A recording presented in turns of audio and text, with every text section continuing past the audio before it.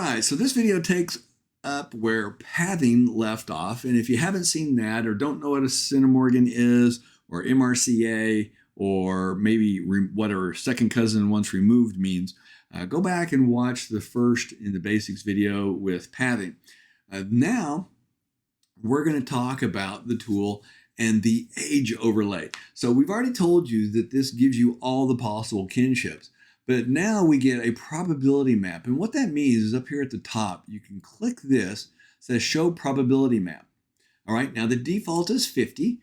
That's the average age of the viewers that watch the channel. So I just put it as 50, and you can put in your age. In fact, you need to put in your age. That's how the tool works.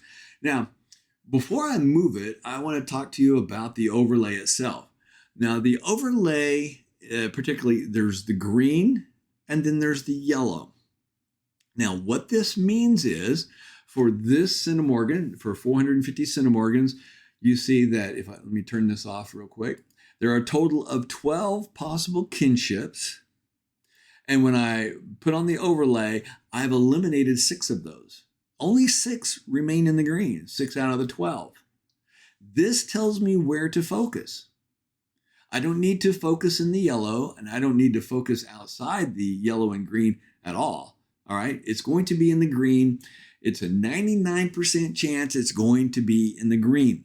Now, there is a 1% chance that it can be in yellow.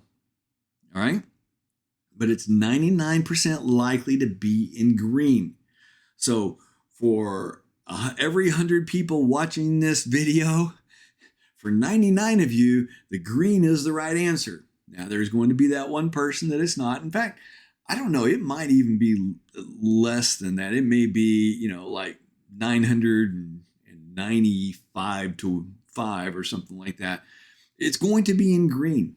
And the reason is because this takes in your age into account. So when you put in an age, now I'm a little bit older than the 50, okay? I'm 60, so I'm gonna put in my age. I put in 60. Notice how the green slides down. And the reason that is because at age 60, then a generation above me would be 80 to 85. 2 generations above me would be somewhere between 100 and 110. Now, the tester there's somebody out there that could be 105 years old and spit in a tube or get a cheek swab. It could happen, all right? And that person that did that, the rarity of that person at that age doing that could be my DNA match. You can kind of see now how realistic the yellow is, okay? Now, on the other side, if I'm 60, that means that this generation below me is probably 40, and this generation below them is probably 20. And, if it's 20 to 25, then that would mean that this generation right here is somewhere between 10 and 20 years old, which means these people down here are between the ages of -10 and 10. Well, Ancestry and others put a minimum test kit requirement of 13, okay? So you have to be 13 to take the DNA test. So I have it in yellow because there's always that chance that somebody might have not been completely honest with the test. They were, 9 and then they turned 10 when they took the test, and they said by the time somebody figures it out, they'll be 13. I don't know. It's possible. But again, you kind of see how unlikely it is for somebody to be in yellow. It's just not very likely. It can happen. There are cases it can happen. In fact, I was talking with somebody who was helping 2 matches, and one match is, in their upper 70s, and the other person's 100 years old. So it can happen, and let's look at theirs. Let's just say 78 to keep their stuff a little different.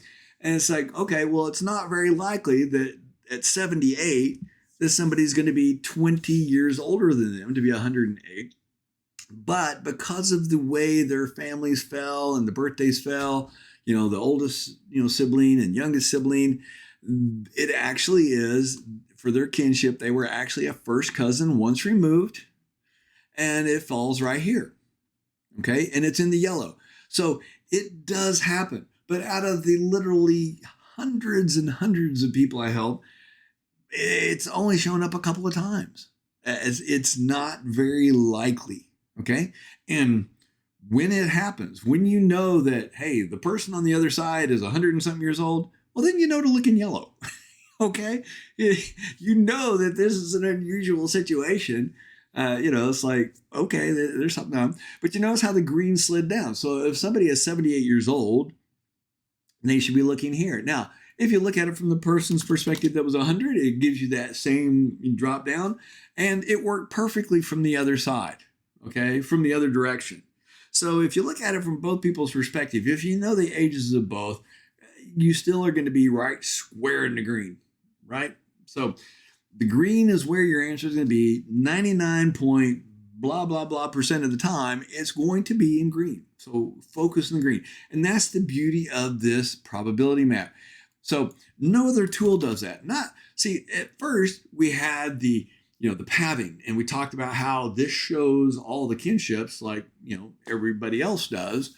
But now what we've done is based on the age. So if you're 10 years old, it's very unlikely that somebody is going to be in the generation below you. Again, it could happen where you are perhaps a child of the youngest in a group, and if somebody else is the child of the oldest in the group, and they have a child and they're in the generation below you. And it can happen. It can happen.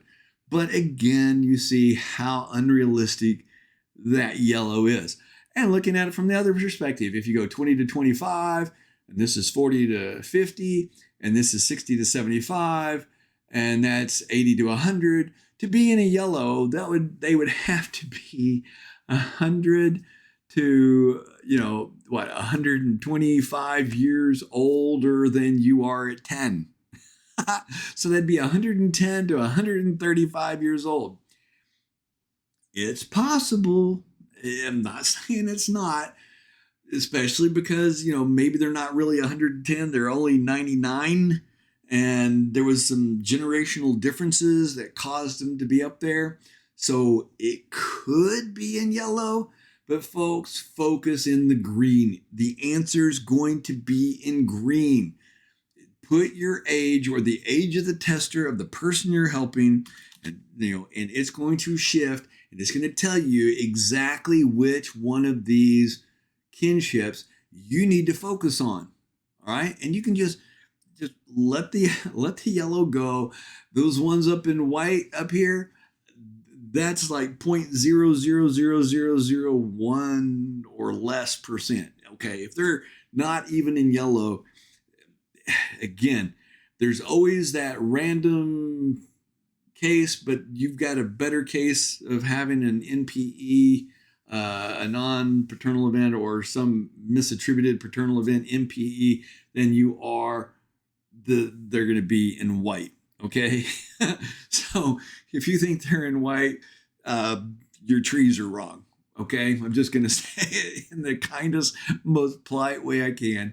If it's in white, your trees are wrong. It's going to be in green. Okay. If it's a rare exception that's in yellow, you're going to know that line is weird from the beginning. You're going to know that it's going to be potential exception from the beginning. And even if you think that, it's still probably going to be in green, okay?